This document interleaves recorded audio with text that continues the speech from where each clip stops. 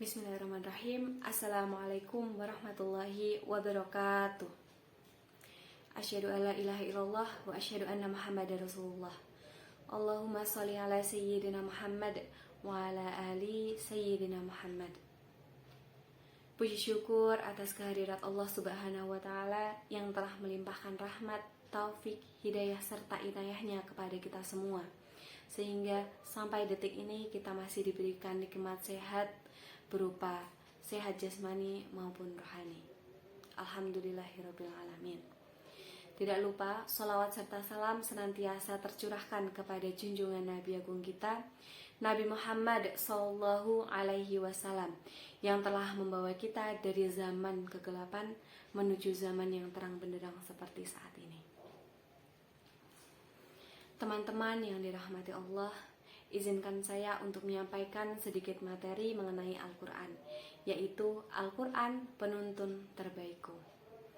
Namun sebelumnya, saya akan menggarisbawahi bahwa dengan menyampaikan materi ini bukan berarti saya sudah ahli Al-Quran, bukan berarti saya lebih baik dari teman-teman semuanya.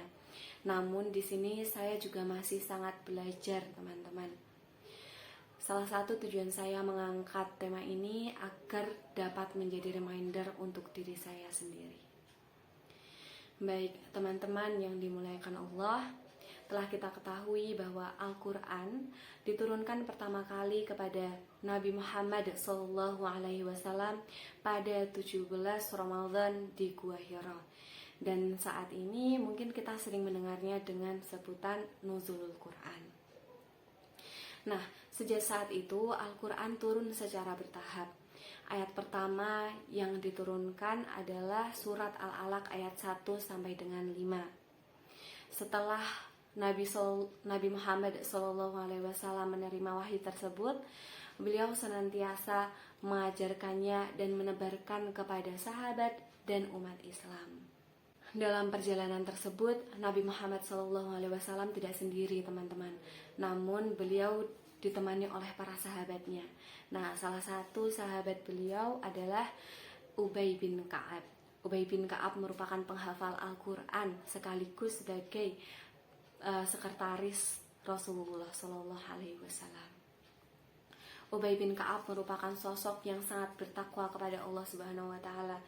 Ia senantiasa membaca Al-Quran siang dan malam sehingga ia dapat menghatamkan Al-Quran selama 8 hari. Ubay bin Ka'ab selalu menangis ketika menyebut nama Allah, sehingga siapapun yang mendengarkan Ubay bin Ka'ab melantunkan ayat suci Al-Quran akan turut menangis.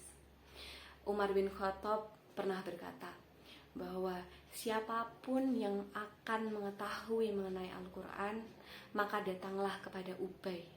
Seperti itu. Saat Ubay bin Ka'ab wafat, banyak sekali umat muslim yang memenuhi jalanan untuk mengantarkan jenazah Ubay bin Ka'ab. Dan pada saat itu juga umat muslim sangat sedih dan merasa kehilangan. Teman-teman yang dimuliakan Allah, mungkin sudah tidak asing lagi di telinga kita bahwa Allah Subhanahu wa taala menurunkan Al-Quran sebagai pedoman dan petunjuk hidup kita. Namun tidak jarang kita selalu dengan sengaja mengabaikan Al-Quran, bahkan tidak sempat untuk menyentuh Al-Quran. Astagfirullahaladzim. Padahal kita hidup di dunia yang fana. Jika kita terlalu sibuk mengejar duniawi, maka kita merupakan golongan orang yang merugi. Kita hidup pasti pernah merasakan kebahagiaan, kekecewaan, kesedihan, kesuksesan, kegagalan, dan itu terus berputar, teman-teman. Itu hanya sementara, itu tidak selamanya. Maka dari itu kita perlu suatu pedoman hidup. Jika kita tidak memiliki pedoman hidup, maka kita akan hidup seperti air yang mengalir. Tanpa kita sadari, air yang mengalir akan terus menuju ke tempat yang rendah. Padahal kita diciptakan oleh Allah Subhanahu wa taala dengan memiliki hati dan akal pikiran. Mengapa demikian?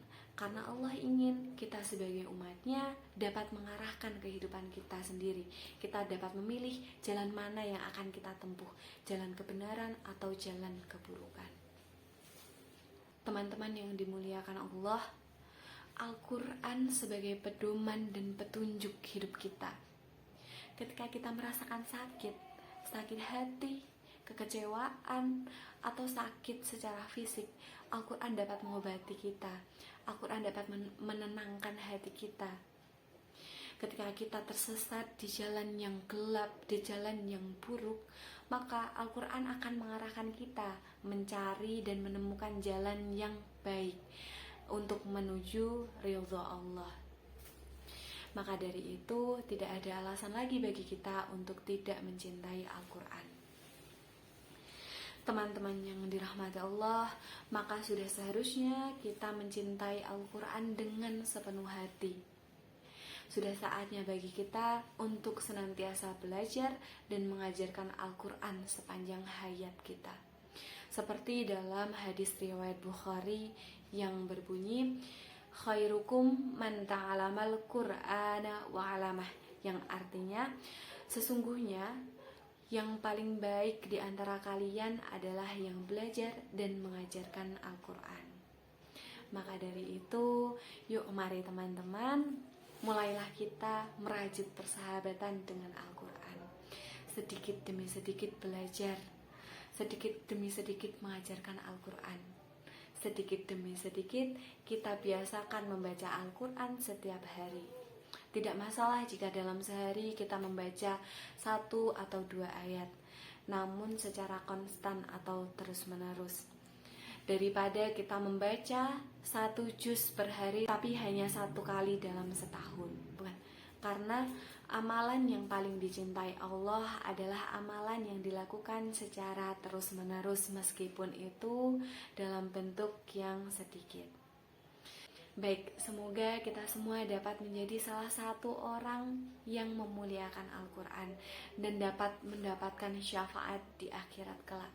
Amin, Allahumma amin. Mungkin cukup sekian dari saya.